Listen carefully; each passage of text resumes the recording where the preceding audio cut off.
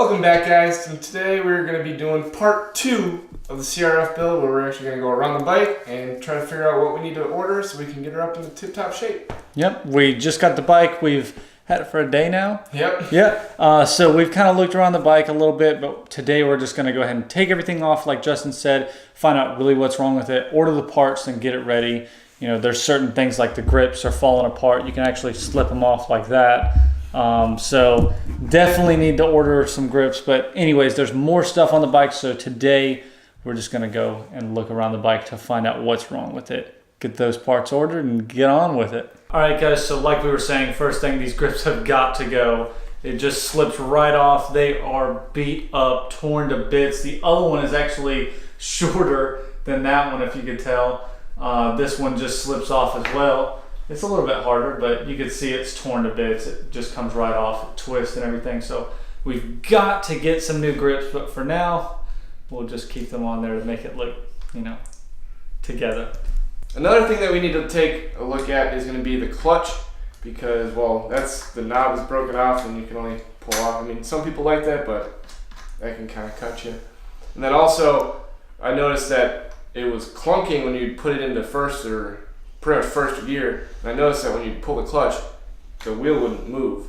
So the clutch isn't engaging, and it's actually pretty much adjusted all the way out. So we're going to shorten the cable a little bit so we can actually adjust it properly and have an engaging clutch. Okay, working right down, we're actually got a leaking carb. It's been leaking a little bit of fuel around the gasket area, so we're just going to replace the gasket. And also with fuel, this thing hasn't been running who knows how long, and the gas is old, so we're going to get that drained out later on. And also, you got the blue parts that we really aren't a fan of, so we're actually going to paint those probably black. And then also down here we had the bent foot peg, but Kyle took a mallet to it and it worked for us. So on to the next thing. Working ourselves around to the rear of the bike, we have a big problem here with the chain adjuster. They have welded it on, put a little plate there. It might have been okay for starting, but they've got so much going on here, and the fact that the weld is actually slowly breaking has really got me scared. So it's not very expensive to get new ones, so I'm gonna go ahead and get some new chain adjusters. And then the main problem with this bike is the exhaust. The exhaust is terribly loud. It is ridiculous.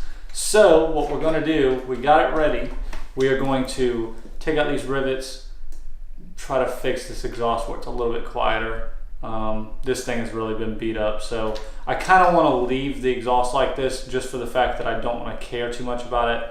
But we're going to try to get it quieter so that way we can ride more places instead of just being limited to, you know, within an area code of somebody's house. One thing we do not have on this bike, which we really need if we want to possibly try to do wheelies, we do not have a rear brake set up. We have the shoe, but the guy got rid of the rear brake.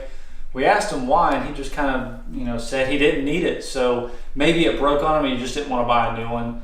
But we've got to get all the parts for the rear brake. So we'll have to get the pedal, we'll have to get, you know, the different parts actually connecting it, and we'll have to get the rod that goes back. But at least the brake shoe is on here, so all that should be fine.